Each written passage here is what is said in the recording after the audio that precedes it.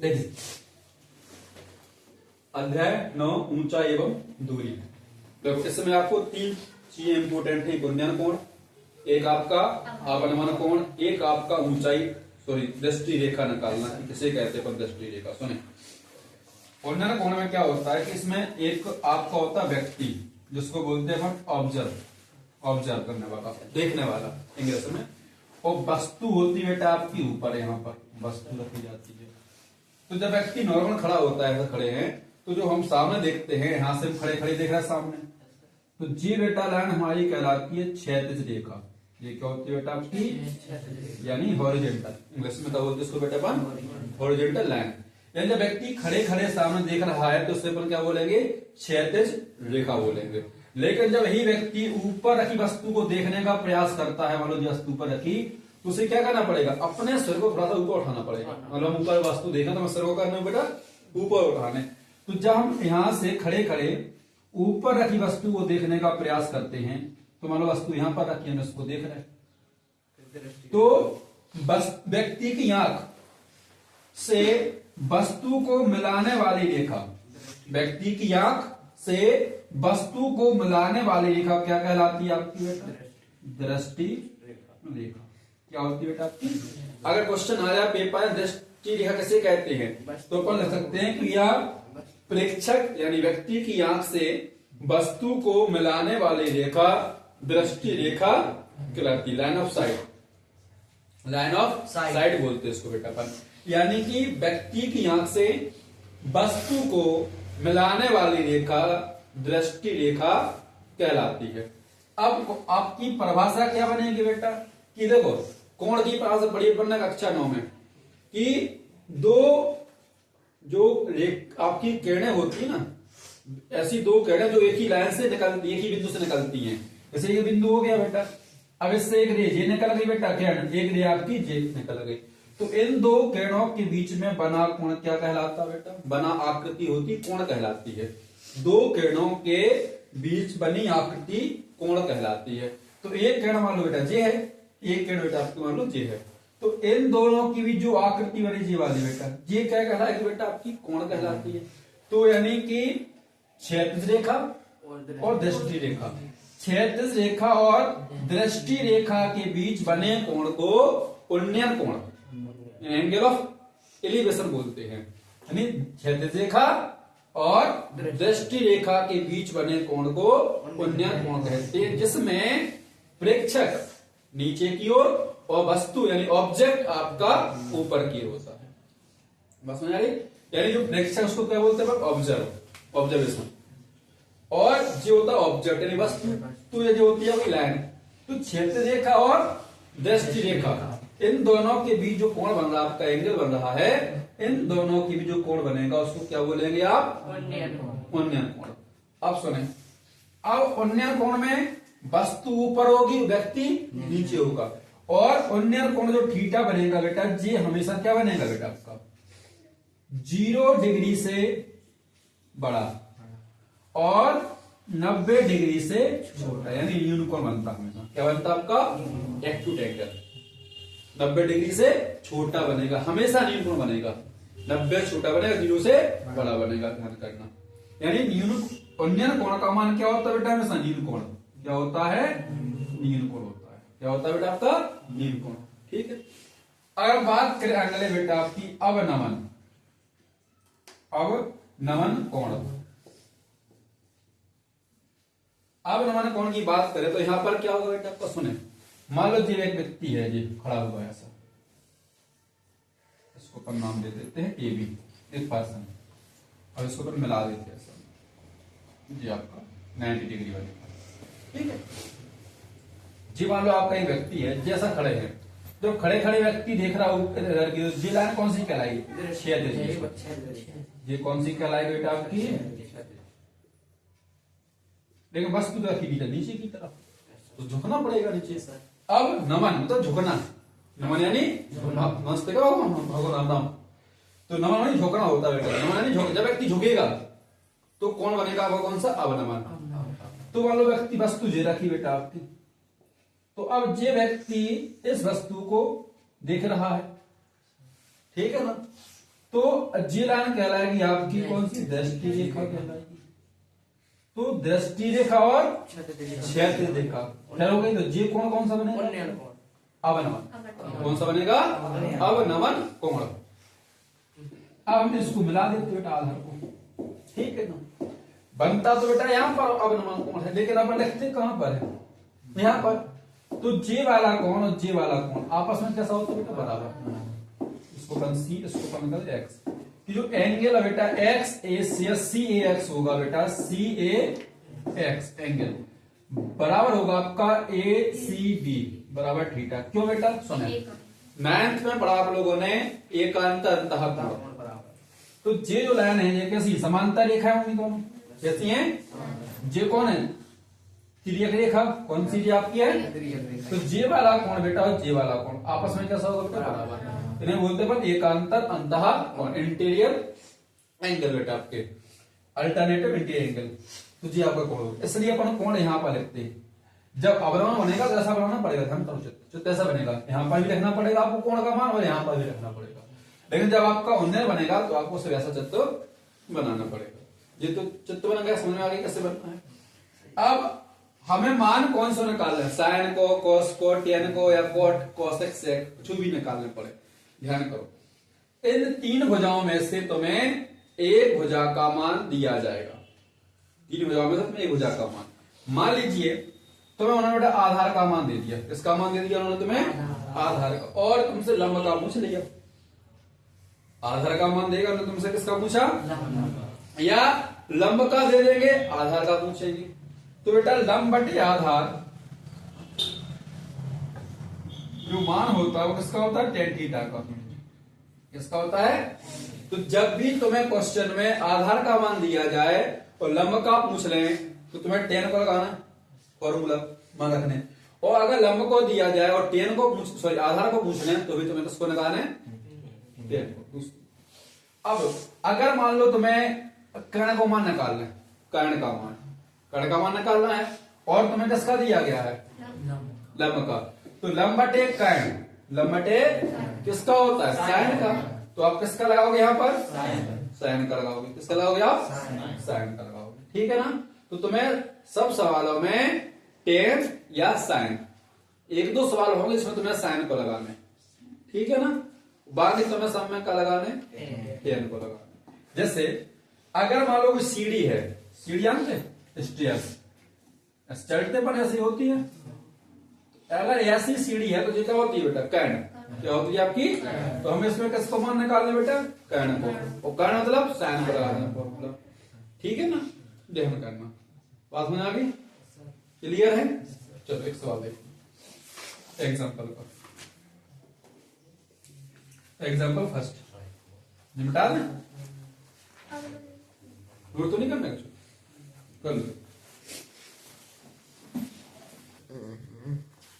देखो अध्याय 9 का उदाहरण नंबर 1। हमें सवाल को पढ़कर चित्र बनाना है। इन सवालों में सबसे जरूरी है चित्र को बनाना। अगर चित्र बन गया तो सवाल हो जाएगा, अगर चित्र नहीं बना तो बेटा आपका सवाल नहीं होगा। कौन है ये, बंद करो। उदाहरण नंबर पहला सवाल देखो बेटा, इसमें आपको चित्र बनाना है। अब सवाल पढ़ना है एक लाइन से, एक लाइन पढ़ना, चित्र बनाना शुरू करें। देखो इसमें क्या बोला उन्होंने बेटा, धरती पर एक मीनार ऊर्ध्वाधर खड़ी, मतलब सीधी, ऊर्ध्वाधर मतलब सीधी ऐसी बेटा, ये एक मीनार है बेटा। धरती के बिंदु, धरती में मतलब उस साइड बिंदु चाहे ना ले लो बेटा, मानो ये बिंदु है, सुनना अच्छे से। धरती के बिंदु से जो मीनार के पाद बिंदु मतलब आधार, ना पाद बिंदु मतलब होता आधार बेटा, ध्यान करना। तो मीनार के आधार से कितनी दूरी पर ये बिंदु है, मतलब जो बिंदु लिया अपन ने ए मान लो बिंदु है, जिस मीनार के आधार से कितनी दूरी पर है, 15 मीटर दूरी पर। मीनार के शिखर का उन्नयन कोण कौन सा बना बेटा, उन्नयन, यानी व्यक्ति यहां पर होगा और वस्तु ऊपर, उन्नयन कोण कितने का बन रहा है, 60 डिग्री का। मीनार ऊंचाई याद करना, हमें इसकी हाइट याद करना बेटा। इसको अपन लिख देते हैं ए बी और सी। ठीक है, चित्र बन गया। हमें किसका मान लिया है? आधार का। ज्ञात क्या करना है? हाइट यानी कि लंब का मान ज्ञात करना। अपन लिखे पहले माना कि हाँ ए बी एक एक बात पूछे, इनमें तो ये को आधार बटे में लंब बटे को लंब बटे लगा दो, आधा बटे लंब कर लो, बात पूरी कर दो। जब अपन कोट लगा दो, कोई दिक्कत नहीं। माना ए बी एक मीनार है जिसकी ऊंचाई h मीटर है। बिंदु सी मीनार के आधार से 15 मीटर दूरी पर, ठीक है, जहां कोण ए सी बी बराबर 60 डिग्री है एवं कोण बी बराबर 90 डिग्री समकोण हो गया। समकोण त्रिभुज ए बी सी में 90 डिग्री वाला मान हमेशा बीच में रखना, ठीक है ना। आप लगाओगे tan थीटा बराबर लंब बटे आधा। tan थीटा का मान कितना है? लंब ए बी है, आधार कौन है बेटा? बीसी है। tan 60 का मान रूट के 3 बटे में ये ए बी का मान h, बीसी का मान 15।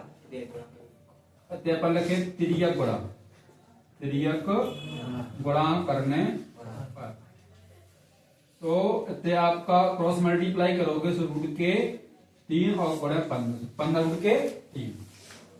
अतः मीनार की ऊंचाई 15 रूट के 3 मीटर है। tan 60 बराबर रूट के 3। ये आपका हो गया।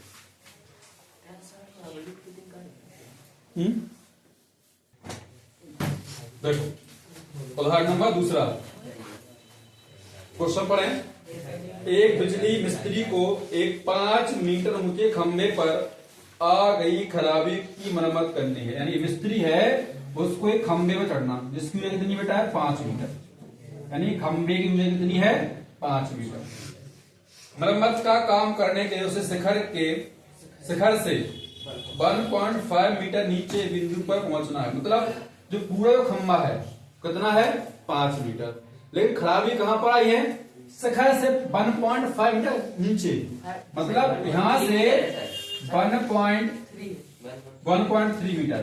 तो यहां से मतलब यहां पर आई, जा दूरी कितनी बेटा है? 1.3 मीटर। पूरा कितनी लंबाई इसकी है? 5। और खराबी कितनी आई?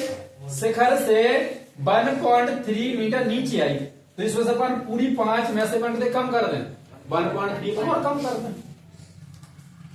यहां पहुंचने के लिए सीढ़ी की लंबाई कितनी हो जाएगी? अब यहां पर पहुंचना कहां पर अपन को है? यहां पर। अब यहां तक अपन एक सीढ़ी लगा रहे बेटा, ऐसे मान लो। तो उन्होंने बोला सीढ़ी की लंबाई कितनी होनी चाहिए? सीढ़ी ऐसी होती है ना, तो ये क्या कह रहा है आपका? और क्षेत्र से 60 डिग्री का कोण बनता है। कितने का बनता है बेटा? कोण बनता है। यह बताइए कि खंबे का पार बिंदु कितनी दूरी पर है? अब जो खंबे का है वो यहां से यहां तक की दूरी, ये बताना अपन को। आधार का मान निकालना है। यहां √3 का मान 1.73 दे सकते हैं। √3 का मान का बोलो 1.7। Very good. चलो अब इसको पर नाम दे दो बेटा, ए बी सी और डी। ठीक है, चित्र बनाना सीखो बेटा। पूरा साल पढ़ोगे चित्र नहीं बना पाओगे। जितना पढ़ रहा है उतना नोट कर चलो। अब देखो खंबे का है एसी, बनकर के माना कि एसी एक खंबा है। जिसकी ऊंचाई 5 मीटर है। ठीक है, जिसमें बीडी क्या है, सीडी है, बीडी एक सीडी, जिसकी लंबाई क्या है, मान एल मीटर। ठीक है, कोण कौन सा बन रहा बेटा आपका, जहां कोण बी डी सी बराबर 60 डिग्री का, बी डी सी 60 डिग्री बन रहा। अब हमें मान किसका निकाल, बी से सी तक का, लेकिन दिया कौन है, ए से सी तक का।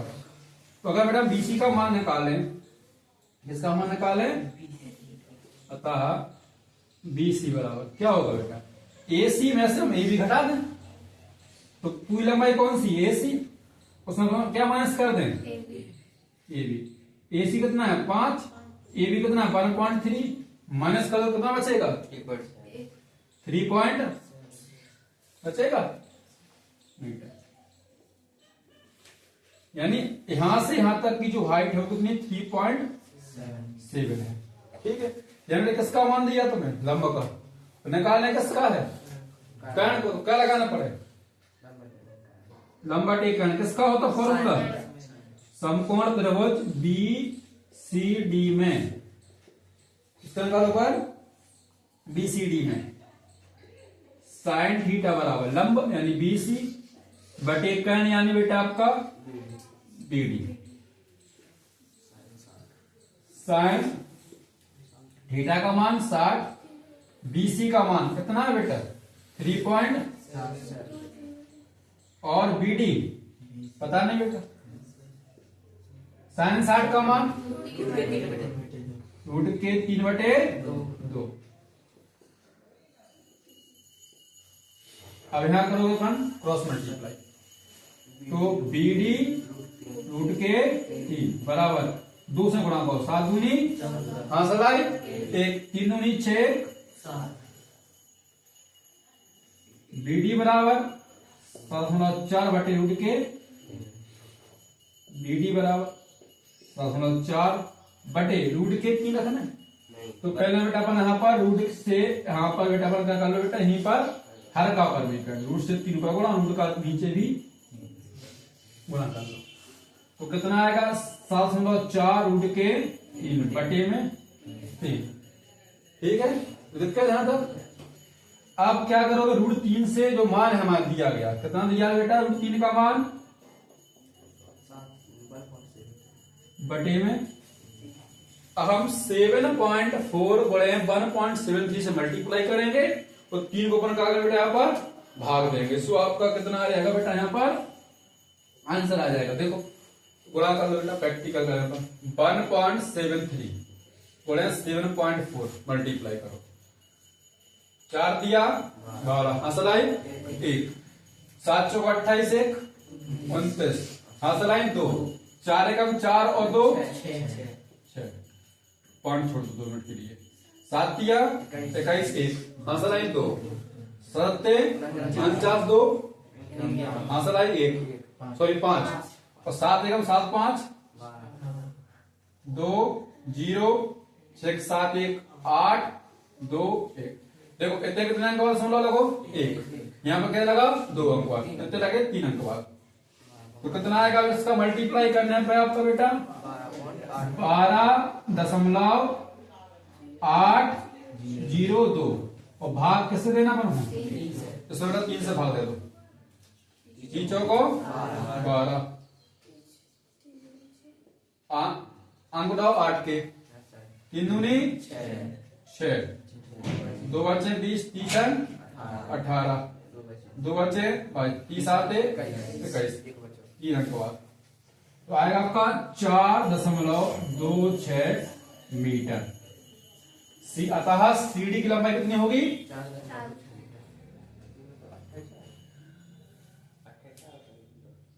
बेटा दशमलव सुनो कितना आ रहा आपका 6-7 बता 6-7 मीटर।